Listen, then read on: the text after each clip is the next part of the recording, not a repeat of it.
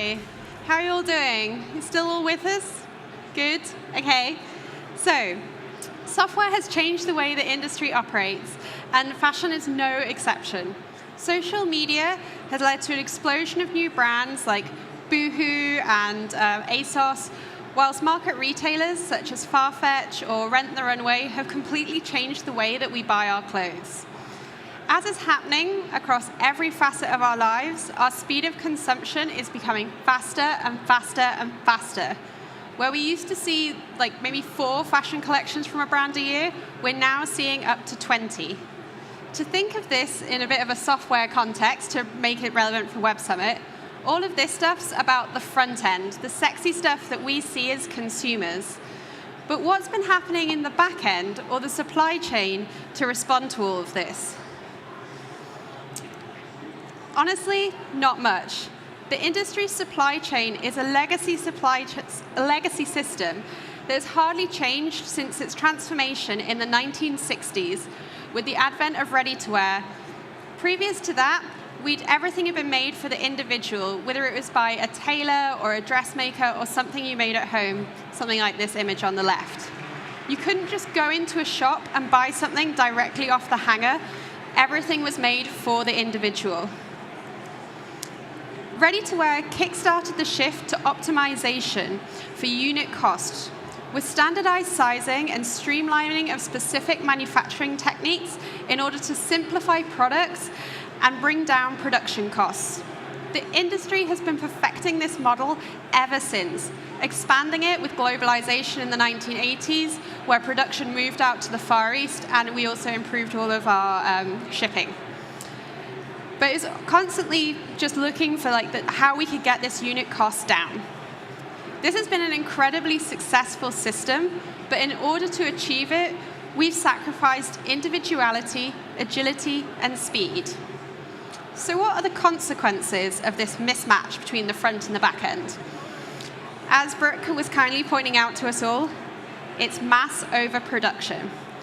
Brands have to commit to huge production orders up to 12 months in advance, based entirely on customer prediction. This has recently been highly publicized in the news with things like Burberry destroying £28.6 million worth of product last year, and H&M sitting on $3 billion of unsold stock that they don't know what to do with. But this story is far from an anomaly. It's something that happens across the industry. And as Brooke pointed out, 15% of all products made globally go unsold and direct to landfill or burnt for fuel. For some brands, it's believed this can be as high as 30%, but this is what we know of. I'm sure it could be higher. Apart from being completely unsustainable, this makes absolutely no financial sense either.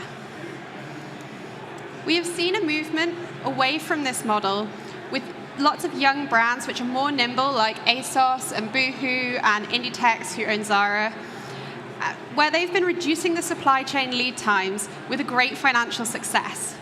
These brands are increasingly referred to as super fast fashion. They're achieving this by a combination of smaller order volumes and local or nearshore production. Both have an impact on the overall cost of the garment, but in return, the brands are able to be more reactive to trends, bringing new styles to market faster, and de-risking commitment to untested styles. But it is important to understand the difference between a super fast supply chain and the disposable nature of the products that some of these brands create. It is possible to make the supply chains faster, but produce quality products. I'd just like to give that disclaimer at this point. The disparity between established brands and younger brands is having an impact on sales figures. For example, when a luxury brand presents their catwalk collection, it can take something like 6 months for it to arrive in store. The super fast fashion retailers are able to recreate these looks and potentially have them in store 3 months before the luxury brand does. The brands have tried to combat this with things such as buy direct from the runway or see now, buy one now, but actually this is just exasperating their problems. because they used to be able to use the catwalk as a gauge of what would sell well and help with their predictions of what they should produce, whereas now they're manufacturing all the products ahead of the catwalk so they can be immediately available. Without a change in the supply chain, without a change in the supply chain, which is actually just creating more problems for them because they have to do all the same production, but earlier in the season and without the prediction. It makes no sense. So what's the alternative? At Unmade, we believe that the industry is ready for its next transformation. It's the end of mass production and mass consumption, and we need a supply chain that is consumer-focused, demand-driven, and powered by digital technology. Unmade is a SaaS on-demand manufacturing platform that enables brands to make products only once they've been purchased. To make sure a brand can offer people what they want, we give them a powerful tool to create products and visualize them on photography so they can be sold to the consumer before they've been manufactured, as you can see here that we've done on Farfetch. We also power customization interfaces that allow consumers to customize products to make sure they get exactly what they want whilst preserving their DNA. As soon as the product is purchased, we generate the manufacturing data for the order. Oh, sorry. There we are. We generate the manufacturing data for the order, customize it for a specific machine and material, and send it directly to the specific factory. Once the orders are accepted by the factory, the program files are automatically pushed to the correct machine and job-specific paperwork is created. Finally, once the product is completed, we generate all the shipping documents, including invoices, import, export, things like that, and enable direct shipping to the end consumer.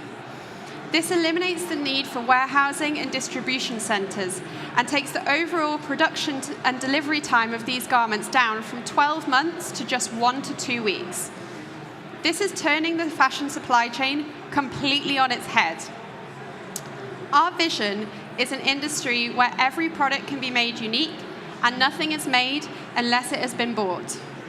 This allows brands to really make what people want instead of struggling to market stock that they've already purchased 12 months ago. The biggest demand for this model today is in customization, because by their very nature, customized products can only be manufactured once a consumer has placed the order. Customization is a recognized and growing market that we've already seen huge success in over the sportswear industry, with examples like Nike ID now accounting for $2.3 billion of annual revenue for Nike. But Nike are able to do this because they're lucky enough to have their own vertically integrated on-demand supply chain. This is a success that we want to be able to see how we can broadly replicate across the industry. Enabled to do this, on-demand production needs to be open to all as opposed to just being an exception.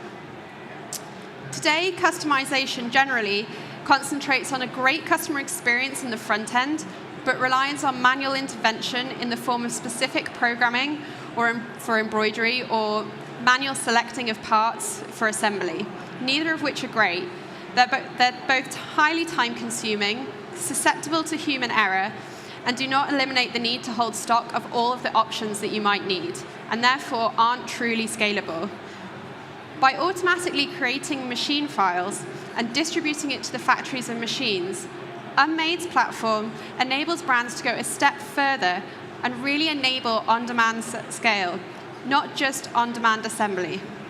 But customization is just the tip of the iceberg of what on-demand production will bring to the industry.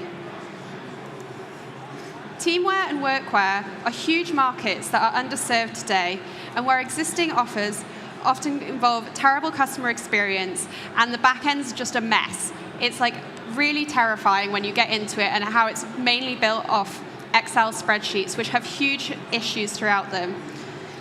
There's also made-to-measure.